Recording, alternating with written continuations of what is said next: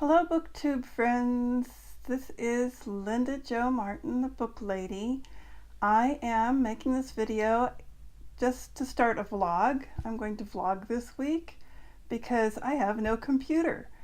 My computer, I actually damaged it about a year ago. It was sitting on my lap and I just picked it up from my lap and put it back on my desk like I normally do, and then I discovered it would no longer close. It's a laptop. It wouldn't close, and something had happened to the hinge. I have no idea how that happened. Anyhow, before the warranty runs out, or the extended contract that I had bought, I thought I would go ahead and have it repaired. So this week I took it down to FedEx and sent it to Dallas to be, no, not Dallas, to Houston to be repaired. And it is a Dell computer, and I don't know why they're sending it to Houston, but that's the way it is. So hopefully when I get it back, it will still work just as good. However, maybe it'll be able to close again, and that's kind of essential because, like I've been saying all along, I'm planning to travel, and well, if you travel, of course you want your laptop to be able to close. It won't be sitting stationary on a desk anymore. So if that doesn't work, I guess the next thing to do is to get a new computer. I spent a lot of time working on emptying the hard drive before I sent it away, because I didn't want to send away a lot of personal information like my photographs and my videos and anything else I had on there. I had some novels on there, so everything went onto a hard drive, external hard drive.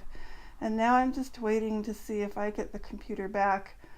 They said it would take 2 days to get it all the way to Houston, and then it would take maybe about 3-4 days to fix it. And they'll send it back to me, so maybe next week I'll get it back. I certainly hope so.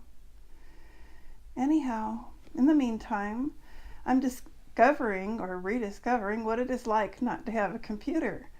I do have another computer, an older computer that I was going to use or try to make it work during this week. It really had a serious problem back in 2015, and that's why I bought the new computer. Anyhow, I got the computer out and there was no cord. There was no way to connect it to electricity. So like when I sent my current computer back to Houston, they had requested that I include the cord. So I don't have one for this computer. I don't know why. I used to have one and I cannot find that cord now. So I decided this is a perfect opportunity to clean out closets because I have no computer to use, and maybe if I clean out closets enough, I'll find the cord. That's a thought. So I've been doing that, and I had a lot of boxes here because I order from Amazon a lot, and I had to, well, felt like my home was being overtaken by boxes. It was getting kind of ridiculous. So I spent some time tearing down all the boxes and getting them ready to dump outside. I live in an apartment complex, so I have to tear down all the boxes before I can put them in the dumpster. So I've been doing that, and I've been reading. Of course, I finished Foundation by Isaac Asimov, which I really don't have very much good to say about. It was kind of, to me, it was boring. I mean, there were some imaginative things there, like, the worlds, the political system, and it was really a political novel more than it was a sci-fi novel, if you ask me, even though it took place in outer space. But there was no character depth, and none of the characters were developed very well, and it just went from one political system to another, and it was just awful, in my humble opinion. And then the other thing I didn't like about it was that there were no female characters. I mean, you would think with all this politicking going along there would be some females in there, but there weren't, not one, until you get to the very last section. And then there was like the wife of a political character called the Commodore on another planet, but she was a very unpleasant person, so this was not a good novel for women. Let's just put it that way. So I gave, on Goodreads, I gave that book only 3 stars, which is kind of unusual for me. And I'm losing my voice, so I'll be right back. Hello again, back already. So I was very glad to get done with Foundation by Isaac Asimov, and I sort of clicked that off the list. I had read it for a PopSugar Reading Challenge prompt, and right now I can't even remember which one. Oh, I remember, it was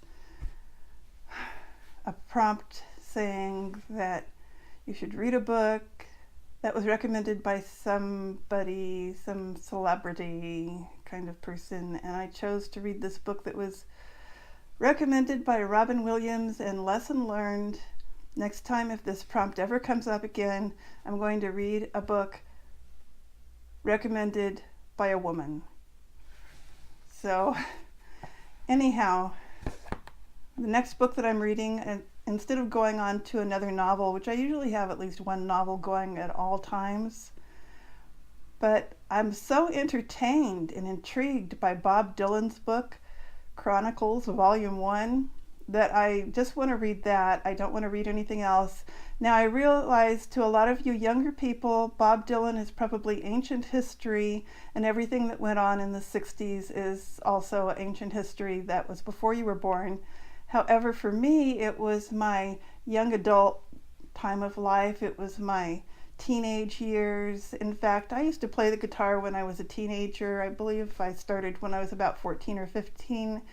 And one of my first songs that I liked to play a lot was a Bob Dylan tune that was, there ain't no need to sit and wonder why. Don't think twice, it's all right. So that was in my repertoire back then. Anyhow, so I'm very much enjoying this. I'm reading on my Kindle, and I liked his description of the 1960s. I mean, he's such a good writer. I was very surprised and very pleased to be reading all this. So I'm going to read you what he said about the 60s. Well, he starts in 1968. He says, the Beatles were in India. America was wrapped up in a blanket of rage. Students at universities were wrecking parked cars, smashing windows. The war in Vietnam was sending the country into a deep depression. The cities were in flames. The bludgeons were coming down. Hard hat union guys were beating kids with baseball bats. The fictitious Don Juan, a mysterious medicine man from Mexico, had become the new consciousness craze, had brought in a new level of awareness or life force that was wielding it like a machete. Books about him were sailing off the shelves. Acid tests were in full swing. Acid was giving people the right attitude. The new worldview was changing society, and everything was moving fast, lickety-split.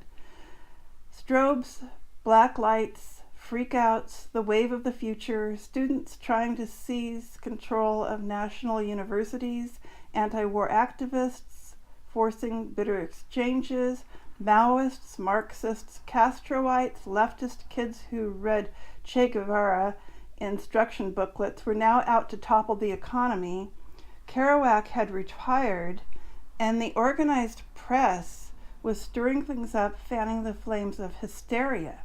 If you saw the news, you'd think that the whole nation was on fire. It seemed like every day there was a new riot in another city, everything on the edge of danger and change, the jungles of America being cleared away. Things that had used to be in traditional black and white were now exploding in full sunny color. I thought how much that resembles today. Things haven't changed all that much, have they? So that actually was taking place during my sophomore year of high school, I guess, 1968, because I graduated in 1970. Well, it was happening for years. It wasn't just that one year. Anyhow, that's the kind of writing that you'll get from Bob Dylan's book, and I'm very pleased with it. Very, very happy that I'm reading it finally. I just wish there was a volume 2. I find it very disconcerting that there's only a volume 1. That's just so wrong, you know? Anyhow, I will probably be vlogging quite a few days this week. I don't have any schedule planned. I just know that I will try to keep track of what it feels like not to have a computer, and will I ever find a cord for my computer. I actually looked at Best Buy online, and there is a cord there that would probably fit my computer, but to do that I have to drive all the way over into Coeur d'Alene, and right now I'm having car problems, so driving to Coeur d'Alene really isn't what I want to do. So that's all I can say. As far as traveling goes, I really am getting a van, and it'll probably be later this month or early next month, hopefully, unless there are delays. So that's all I know right now. Talk to you in another video.